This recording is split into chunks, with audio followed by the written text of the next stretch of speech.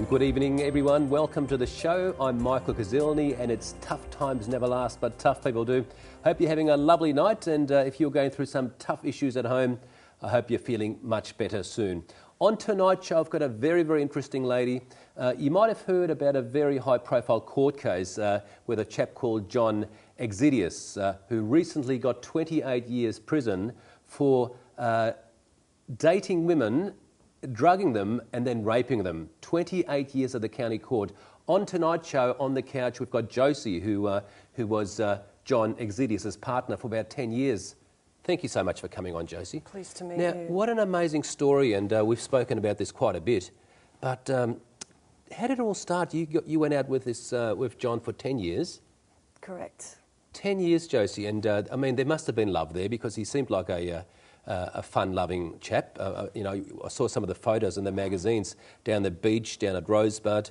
So everything went well for 10 years? Yes, off and on, but yes, went well. And just want to add in, he also videotaped all these women as well while they were unconscious. Yeah, tell me what happened, because I sort of read bits and pieces. How many women were involved? A lot. Too many. About 18, 17, 18, then some, what I understand, is got discounted, and then it went down to 13 women. And Josie, what I understand, that the Victoria Police found video footage of women unconscious, being raped, but a lot of the victims never came forward. That's right. So in my mind, being an ex-cop, is it possible that some of these women might be buried somewhere in a backyard or in the bushland? No, he's not. Not that type not of person. Not that violent. No. These girls, a lot of these women, still have yet to come forward.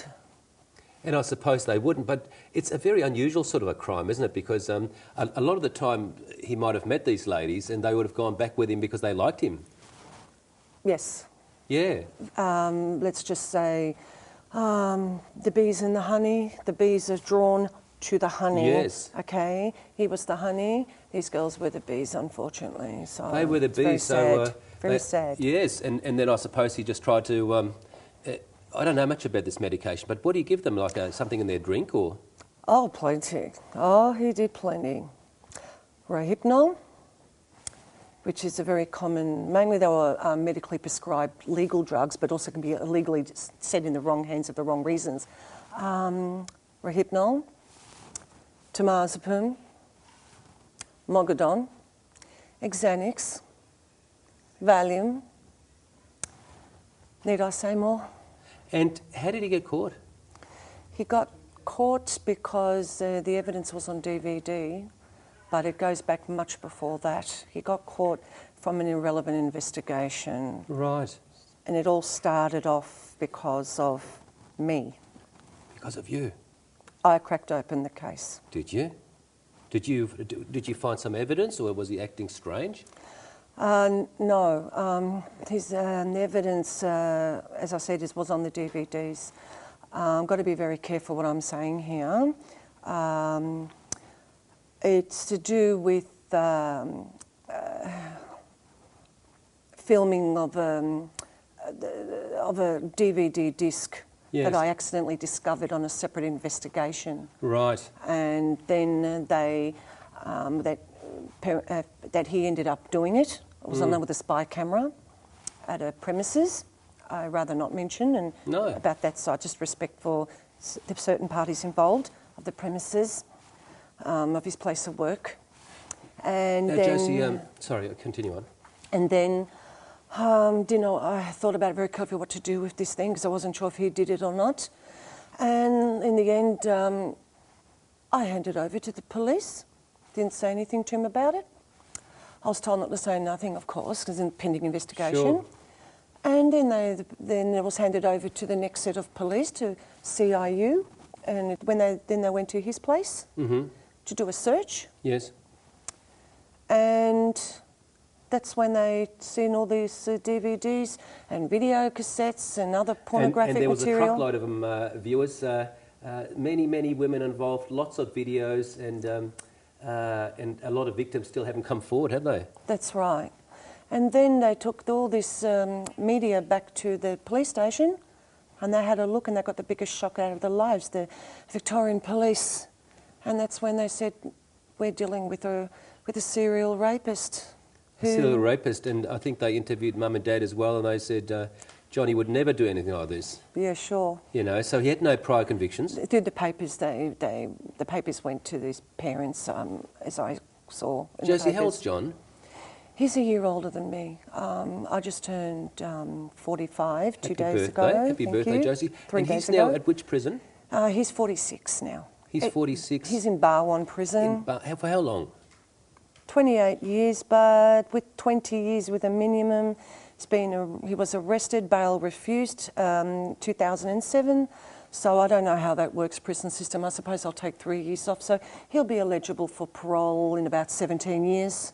Josie, after all that, I mean, spending a decade with another person, you build up a love and almost sometimes forgiveness. Do you miss him? Hell no. No. What did you feel? I mean, Not anymore. How did you feel when it all came to crunch and you heard about this? Was there disbelief? It took me a long time to understand. I was so shocked. I was in shock for nearly 3 years. It's only been in the last 1 year, the shock is overcome. I was a little bit disillusioned, trying to understand my own boyfriend, my partner. This year now it's become 12 years. But he's not my partner anymore. Please understand that. How long did he do this for? How long did he carry these crimes out? He started from 1991 and it stopped in 2006 in December was his last known offence. That's a long time, viewers, isn't it? That's a prolonged period of time. So he obviously had his system worked out and a lot of innocent victims out there who were certainly abused. Very. Yes. It's very hard. To be honest with you, I did go see him in prison. Of course. Once only, earlier this year at Barwon. We might talk about all that after the break. Thanks for coming on, Josie. Welcome. We'll be back very shortly on Tough Times. Don't go away.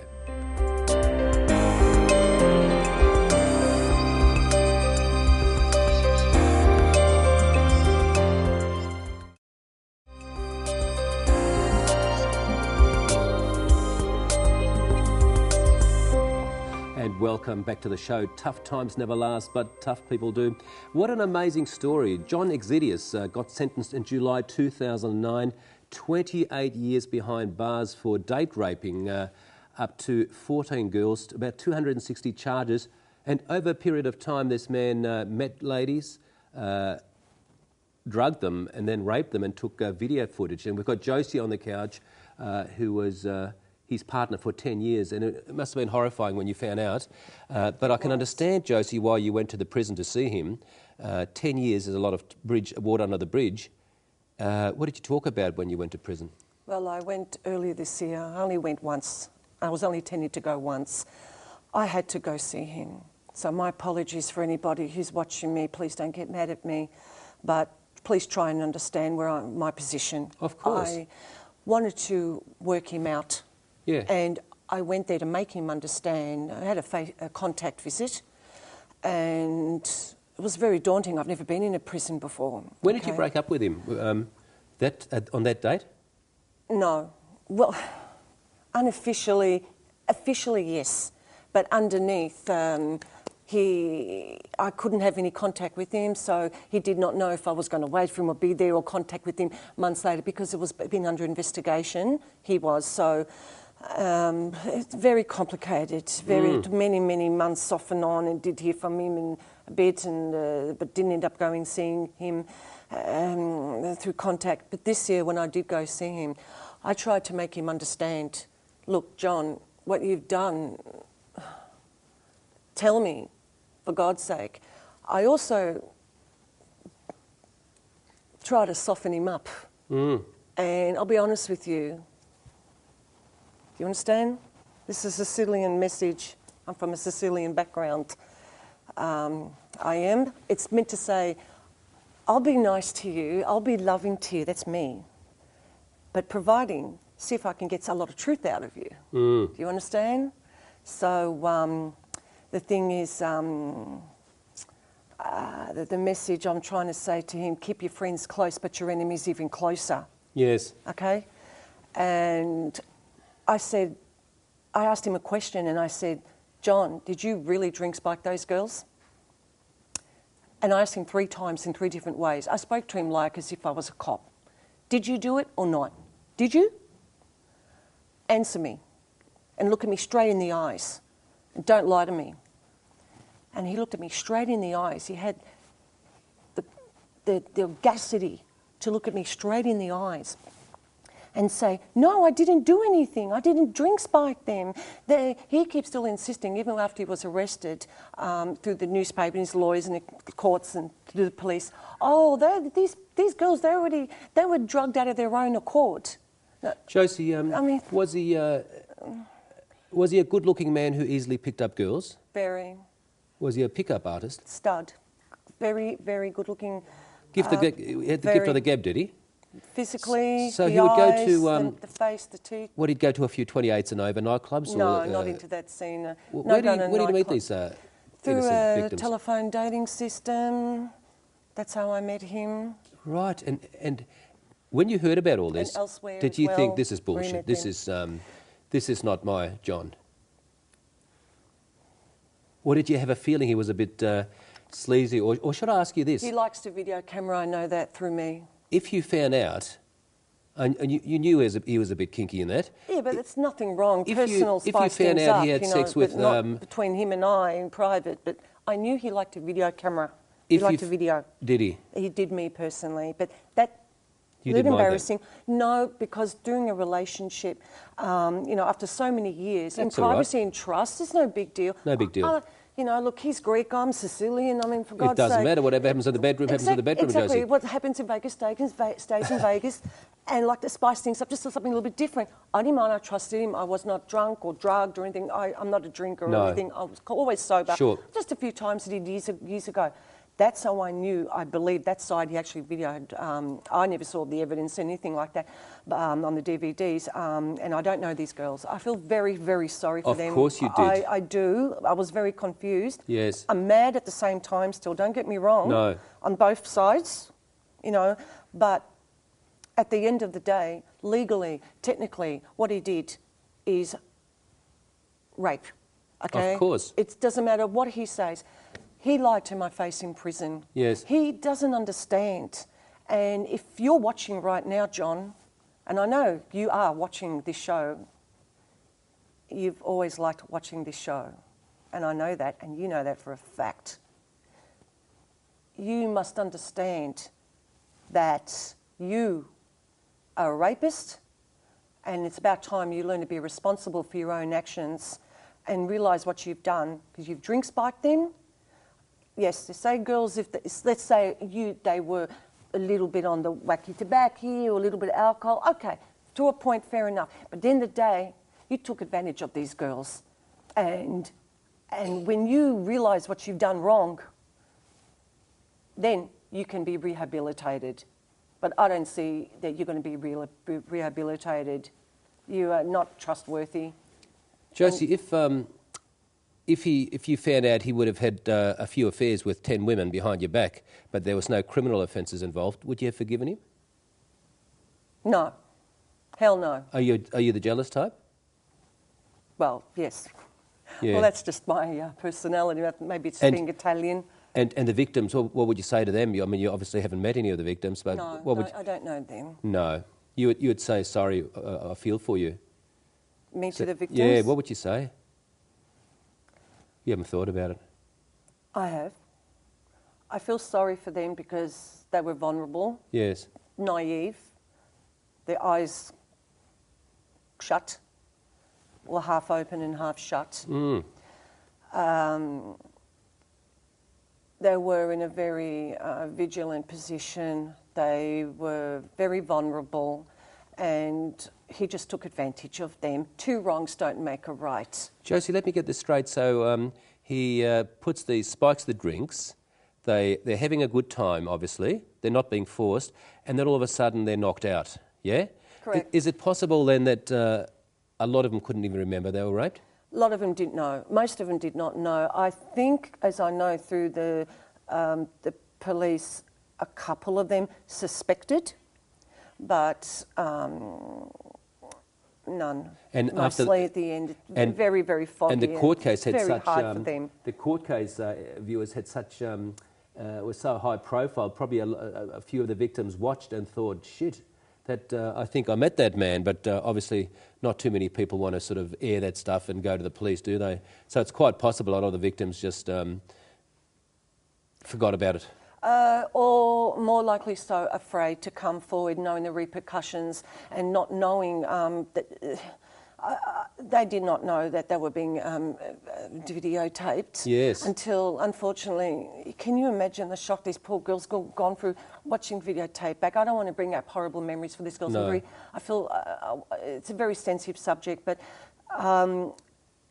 John will go down in history. And it's known fact as the worst serial rapist in Australia's criminal history. Yes, and you're a victim too, aren't you? Because I'm an indirect victim of crime. Because years ago, well, even now, when if there's some serious criminals, and a lot of the time the partners are the victims when when the police do the raid and find the knives, the weapons. I remember in Frankston years ago when I worked as a policeman there, and we caught that chap who, the serial killer. What's his name again? He killed all those young girls. God bless him.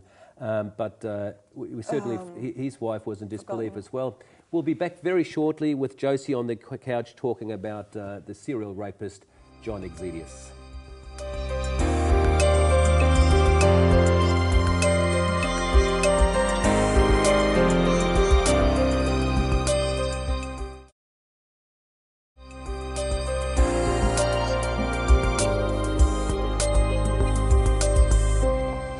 Welcome back to the show. I'm Michael Xydias, and love and best wishes to everybody in Australia who might be going through some tough times, relationships, financial, health. God bless you, and I hope you get through those tough times. Josie has certainly gone through some tough times with a partner for 10 years who then got into serial rape. But we get over all that, Josie, don't we? Of course. What would you say to, two questions for you, what would you say to the girls out there on the dating scene, what to be careful of, and what would you say to the blokes who are still into this drink spiking? My strong message, what I want to tell is my safe dating tips to the girls. Let's talk about the girls first, okay? Ladies, listen to me, okay? Listen to me. I'm talking serious with each of you. When you are in the nightclubs, first of all, let's talk about the nightclubs. You in the nightclubs, do not ever turn your back on your drink, or if someone offers you a drink. That's number one. Follow them. If someone is offering you a drink, go to the bar with him and watch. And don't trust anybody. Always try, and if you can, have a bottle with the top on the top. Or do not put your drink down and do not turn your back on it. Number two, for dating, on one-on-one dating, meet the guy in a public place in a well-lit area, like for coffee, cafe or restaurant, whatever, and meet him lots and lots and lots of times until you can get his trust.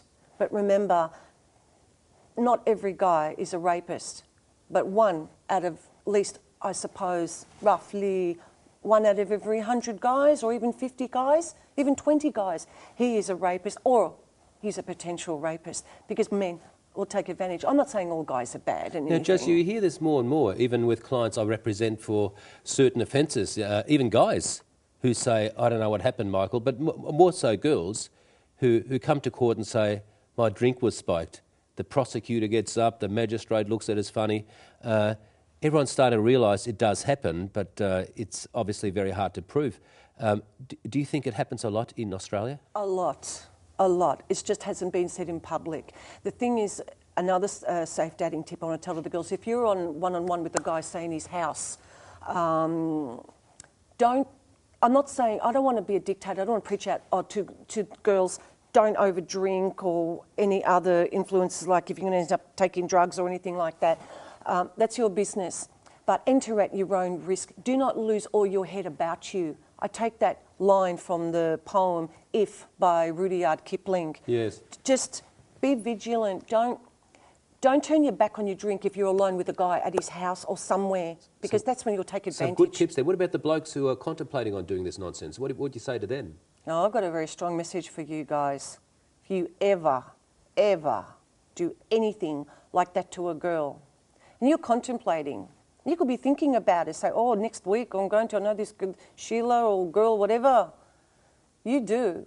In the end, you're going to get caught. And it's going to be on your conscience, and you're going to end up just like my ex in prison for the next 20 to 28 years, depending how many charges you're going to cop.